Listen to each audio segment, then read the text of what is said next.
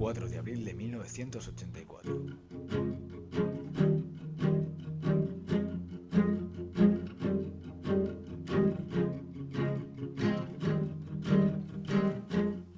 Semana electoral y hay una pregunta que como estudiante de periodismo no se me va de la cabeza y es ¿cómo debemos informar de la extrema derecha?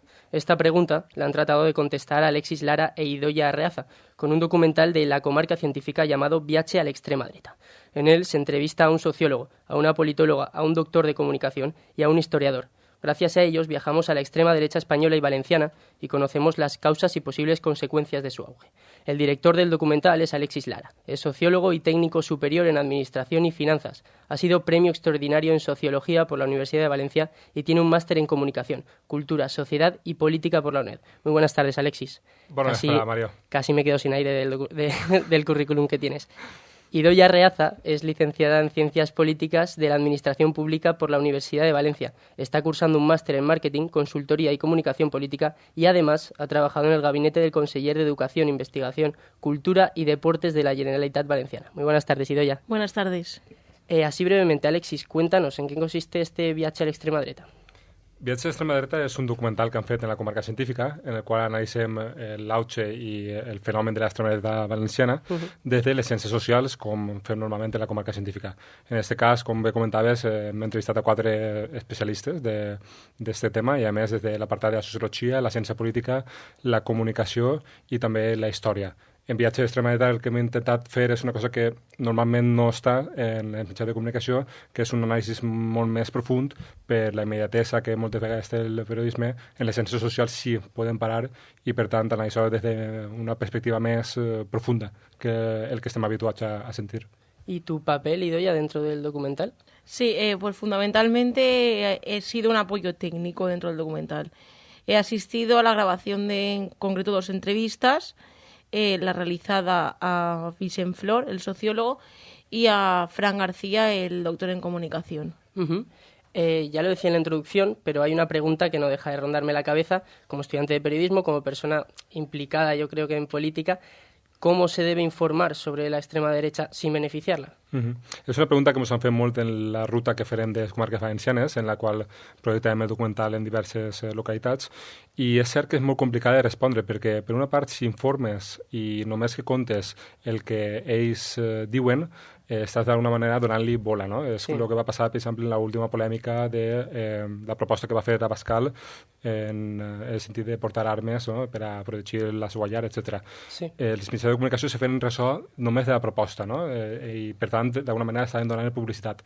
Però si no parles d'ella també d'alguna manera pots estar banalitzant-la o blanquejant-la. Claro. Per tant, el que jo aposto és per informar sempre des de l'etiqueta realment del que són extrema dreta, i des d'una perspectiva que no siga no donar-li ressò a les seues propostes, sinó analitzar-les i d'alguna manera vincular-les a realment el seu propòsit, que normalment sol ser coses relacionades amb l'antimulticulturalisme o amb la xenofòbia. Y ¿creéis que hoy por hoy hay una izquierda capaz de ganar a este tripartito de derechas? En el que, por supuesto, damos prácticamente por hecho que va a estar Vox. Yo considero que realmente esa pregunta se tiene que adaptar también, depende del territorio. Probablemente no pasará lo mismo, o puede haber una izquierda más capaz de lograr una mayoría de izquierdas en ciertos territorios, como Cataluña o el País Vasco, muy entre comillas, que a lo mejor en comunidades como Madrid. Aquí en territorio valenciano la situación, yo siempre lo digo, puede cambiar de un día para otro dependiendo de qué haga sobre todo el sector joven a la hora de votar, si acude a las urnas o no. O sea, ahí quería preguntaros si veis comparables los escenarios de las elecciones generales a las elecciones autonómicas valencianas. ¿Creéis que es un escenario similar o quizá aquí la fuerza de compromís es diferente? Per desgràcia o per fortuna, el que coneguem com a eleccions de primer ordre se van a posicionar per damunt de les eleccions de segon ordre, que en aquest cas són les autonòmiques. Al coincidir les eleccions generals en les eleccions autonòmiques va haver una fusió de l'agenda o de l'agenda building que se coneix en ciència política, per la qual temes de campanya a nivell estatal, com podria ser Catalunya, la immigració, les fronteres, inclús la Unió Europea, se van a posar per damunt de lo que seria les competències d'unes Corts Valencianes que tenim així. Per tant, se va fusionar aquesta agenda i normalment l'únic que pot, igual això coneix més el tema, però l'únic que pot condicionar un poc més que se junten les dues eleccions és en un augment de la participació. De tota manera, caldrà veure com evoluciona, perquè en algunes eleccions, on només han sigut les autonòmiques, han hagut un percentatge molt, molt alt de participació i ara falta saber com evolucionarà. La participación este año parece que va a ser muy importante y puede condicionar mucho, ¿no?, en los resultados. Quizás sea de los años últimamente que conocemos que más peso va a tener la abstención. Sí, bueno, d'alguna manera ho veiem també en les eleccions andaluses, com votava molt poca gent, no recordo exactament el percentatge, però crec que estava baix del 60%. Sí, un 58 o 57%. Sí. Estava molt baix, i després sí que és cert que a través de l'anàlisi postelectoral que feren de les eleccions andaluses hi havia un percentatge, no recordo exactament, però crec que estaven al voltant d'un 10-15% d'andalusos que, sabent el resultat, hagueren votat. Claro. A posteriori. Sí. Això segurament afectarà. També és de veres que l'auge de l'extrema dreta mobilitza molt a una gran part de l'esquerra que normalment se queda en casa. I això segurament farà que augmenti encara més la participació. Però estem davant d'una cita electoral que no s'ha repetit i anem a 4 eleccions en un mes. Per tant, tot està per definir. Claro. Al final la abstención suele perjudicar siempre a la izquierda. O, bueno, quizá desde vuestro punto de vista sociológico.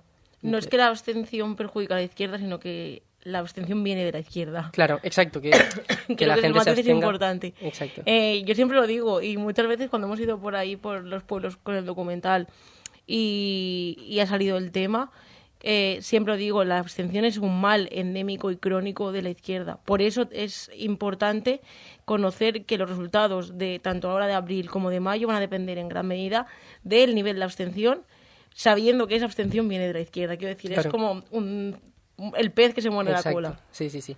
En el documental se habla de los símbolos que históricamente se ha apropiado a la derecha. En Valencia las fallas, la señera, en España la bandera rojigualda. ¿Creéis que la izquierda tiene que luchar en ese terreno? ¿Tiene que tratar de arrebatar esos símbolos?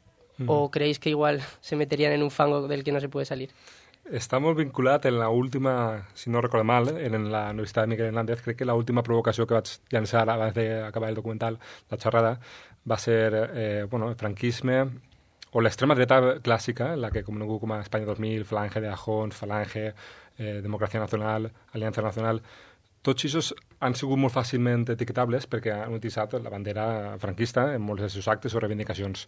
I, per tant, d'alguna manera era com, ja està clar qui són i això no és un agregador comú d'articular majories socials. Però Vox sí que ha aconseguit aglutinar una majoria social, veurem en quins termes electoralment, però sí que té molts més seguidors que l'extrema dreta clàssica perquè fa utilitzar una bandera que molta gent identifica com a pròpia, que és la bandera rojigualda. Però què passa a l'esquerra? A l'esquerra normalment s'utilitza bandera republicana en moltes manifestacions, en moltes de les seves reivindicacions, i això és com un tapó a molta gent que no se sent identificant aquesta bandera perquè pensa que és un àmbit de revanxa, de tornar al passat, etc.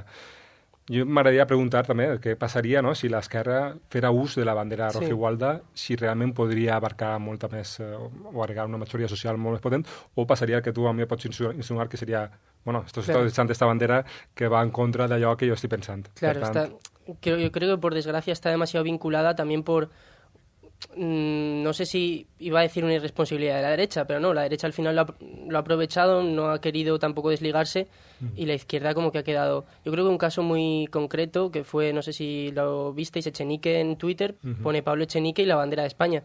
Recibió muchos tweets. Como al final no sé qué conclusión saco, pero es como que sí que en un entorno de Podemos han intentado acercarse a esa idea de la patria y de no alejarse tanto, però no sé qual pot ser el resultat. No cal oblidar tampoc que la identitat se construís no només a base de símbols, sinó també de relats. Per tant, aquest cas de Echenique hi feia referència a la finançació, no? Posava, si no recordem mal, Vox finançat per Iran, que va ser el que va assumir inclús el propi Vidal Quadras a les eleccions europees de 2014. Després posava també Suïssa per el Partit Popular i finalment Podemos. Però també hi ha altres relats que poden funcionar, per exemple, on veus la bandera republicana? Normalment veus en manifestacions contra un desahucio, per una major democràcia participativa en el 15M, etc.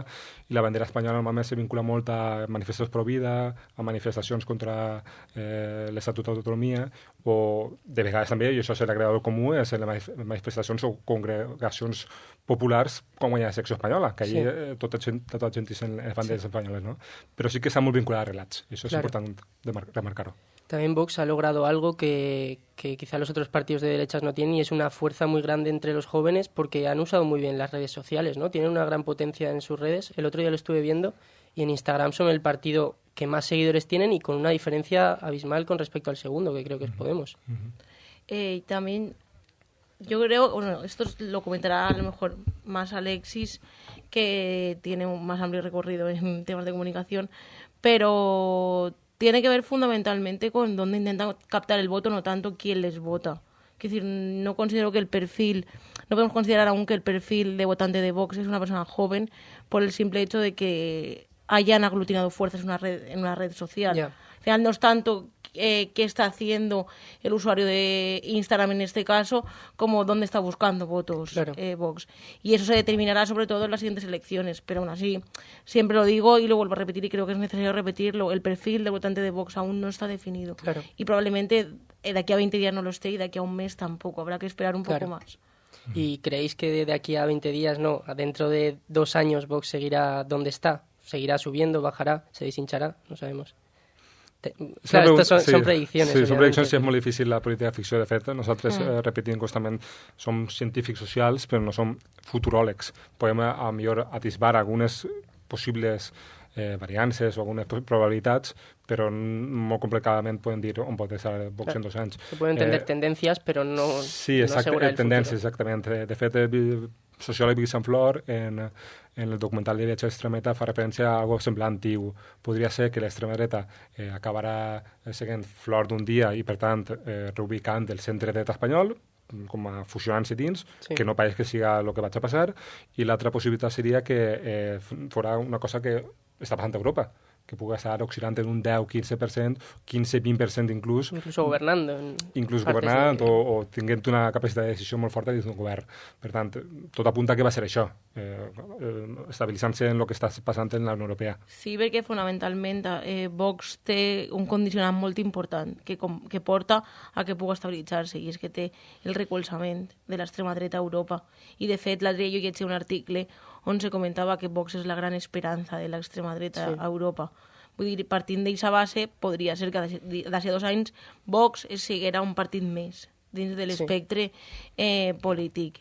Ara bé, també depèn molt de quina lluita vagin a portar a terme els partits de dreta, fonamentalment, si van a ocupar aquest espai o no, i sobretot què farà l'esquerra i com mobilitzarà les seues bases, que al final la responsabilitat ja no és ni d'esquerra ni de dreta, es de un bloc que siga demócrata, independientemente. Una cuestión también muy curiosa, cuando entrevistabais al experto en comunicación, sacaba las palabras clave que usa el propio Vox, los propios partidos de extrema derecha, y una de ellas era facha. Lo usan ellos como una de sus armas, ¿no? Como estrategia política. Y luego, el otro día vi un discurso de Abascal en el que se reflejaba claramente. Él ponía ejemplos de las cosas que defiende Vox y decía fachas. Y me acordaba del documental en el que lo decía, que era una de las palabras clave, y nos mirábamos todos en clase como diciendo, ellos usan fachas, como... Sí. És curiós. Sí, exactament. Però fan això per a simplement dir, si motivo en fatxes per aquestes coses que defensàvem, que ens ho diguen totes les vegades que vulguin. Habéis dicho que no sois futurólogos, pero que sí sabéis un poquito de tendencias. ¿Qué creéis que va a pasar en estas elecciones generales de 2019? Esa es una pregunta muy típica estas últimas semanas, yo creo que estos últimos meses. Me la pueden llegar a preguntar 3-4 veces al día. Yo siempre Lo siento, soy la cuerda. Siempre digo una cosa, yo creo que se puede dar un escenario, se podría dar un escenario parecido en tendencia, no en resultados, a 2004, con el 11M. 2 días antes de las elecciones, el PP conseguía, digamos, una amplia mayoría de votos que luego se revirtieron con el atentado del 11M y todo lo que hubo detrás, llegando el PSOE a tener una amplia mayoría. Creo que podría pasar esto. Quiero decir, creo que las encuestas están mostrando una tendencia que luego el día de las elecciones no sea la tendencia real. Por ejemplo, hoy creo que ha salido una encuesta, claro, todos los días salen muchísimas encuestas, Sí. salió una encuesta de que Vox podía ser tercera fuerza en la Comunidad de Madrid, superando al PP. Wow. Ahora mismo podría ser. Yo no digo que las encuestas estén, que también influyen, las encuestas son un potenciador de influencia del voto, pero podría ser que ahora mismo ese resultado fuese algo bastante fiel a la realidad, pero probablemente si las elecciones fuesen mañana no. Entonces, en ese tema que está diciendo Alexis de que no somos futurólogos, creo que ahora más que nunca es real. No hay que serlo, ¿no? Es real. Hay semanas que planteo un escenario electoral que luego a la semana siguiente no tienen relación. Claro. Entonces es complicado responder a esa pregunta. Y volvemos a lo de antes. Depende que haga el 50% de los jóvenes que dice que no va a ir a votar. Si realmente no va a ir a votar, habrá un escenario electoral. Y si va a votar, habrá otro. A eso unido a mucha gente de izquierdas que no tiene claro su voto aún.